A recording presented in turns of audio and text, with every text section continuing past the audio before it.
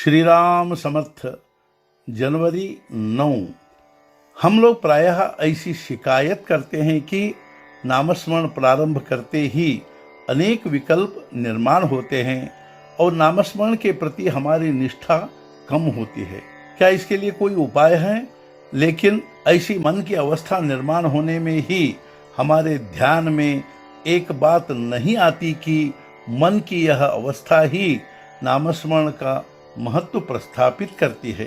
जब व्यक्ति नामस्मरण करना प्रारंभ कर देता है तब विकल्प घबराने लगते हैं। वे जानते हैं कि अब यह व्यक्ति नामस्मरण करने लगा है, अब हमारी कोई खैर नहीं।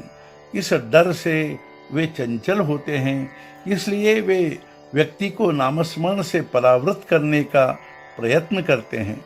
विकल्प बहुत सूक्ष्म होते हैं, इसलिए उनका उच्चाटन करने का उपाय भी उनकी जड़ों तक पहुंचने वाला और सूक्ष्म होना चाहिए। भगवान का नामस्मरण ही इसका उपाय है।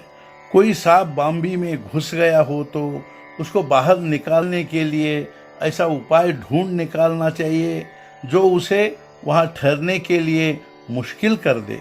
बाहर से शोरगुल करने से कोई परिणाम नहीं निकलता। बांबी में धुआं या गर्म पानी छोड़ने पर वह बाहर आता है। ठीक इसी तरह नामस्मरण करने पर यदि विकल्प निर्माण होते हैं तो मानना चाहिए कि नामस्मरण की आँच विकल्पों के जड़ों तक पहुंच गई है। अतः नामस्मरण करने पर विकल्प निर्माण होने लगे तो घबराने के बजाय उसे सुलक्षण मानना चाहिए और समझना चाहिए कि हमें विकल्पों के विनाश की चाबी मिल गई है और उसी भावना से अधिकाधिक नाम जपना चाहिए। विकल्पों को हटाने का यही एक उपाय है। नामस्मरण के बारे में प्रारंभिक अवस्था में सभी शक्की होते हैं, लेकिन निरंतर नाम जपने से ही विकल्प कम होते रहते हैं। अभ्यास से ही ध्येय पूर्ति होती है। आजकल सच्ची भक्ति नहीं है, इसलिए भगवान का स्मरण नहीं होता। भगवान के स्मरण का अभ्यास किए बिना सच्ची भक्ति नहीं होगी।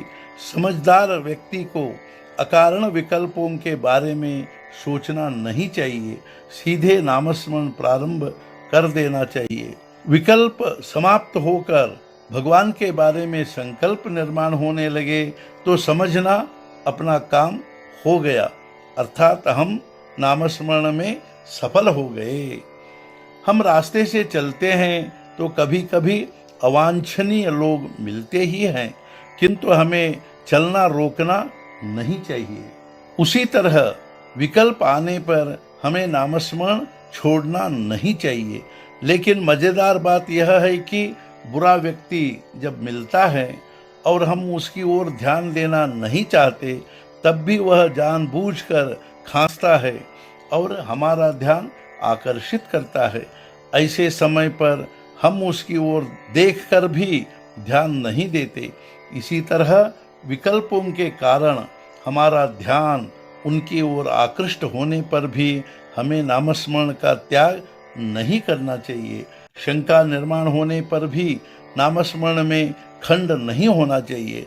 नामस्मरण ही शंकाएं मिटाएगा और धीरे धीरे विकल्पों को भी रोकेगा। आज का मुख्य विचार, जो बहुत कुछ किया होता है वह भी शंका के कारण विफल हो जाता है। ऐसा प्रण करने पर कि हम नामस्मरण हर हालत में नहीं छोड़ेंगे तो हमारी वृत्ति निशंक होकर ही रहेगी। सद्गुरुनाथ महाराज की जय। जय जय रघुवीर समर्थ।